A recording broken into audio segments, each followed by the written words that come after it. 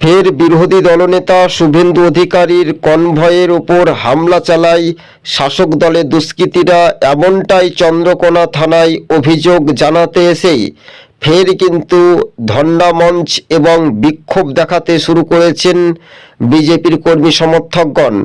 বিরোধী দলনেতা শুভেন্দু অধিকারী তিনি পুলিশ অফিসারদেরকে বলেন যে সাহস থাকলে তাদেরকে অ্যারেস্ট করুন, না হলে এখান থেকে অবস্থান সরে যাবে না ভারতীয় জনতা পার্টি বিজেপি।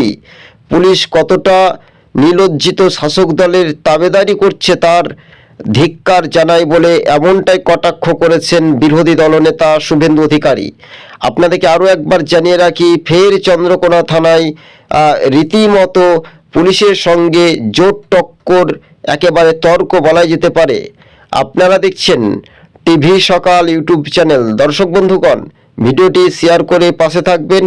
তৃণমূল হটাও, রাজ্য বাঁচাও। একের পর এক বিরোধী রাজনৈতিক দলের অর্থাৎ যেভাবে তারা হেনস্থা হচ্ছে শাসক দলের গুন্ডাদের কাছে, তৃণমূলের গুন্ডাদের বিরুদ্ধে লড়াই চালিয়ে যাচ্ছে ভারতীয় জনতা পার্টি, তাই স্পষ্ট। তাই এবার চন্দ্রকোনা থানায় অভিযোগ জানাতে এসেছেন শুভেন্দু অধিকারী।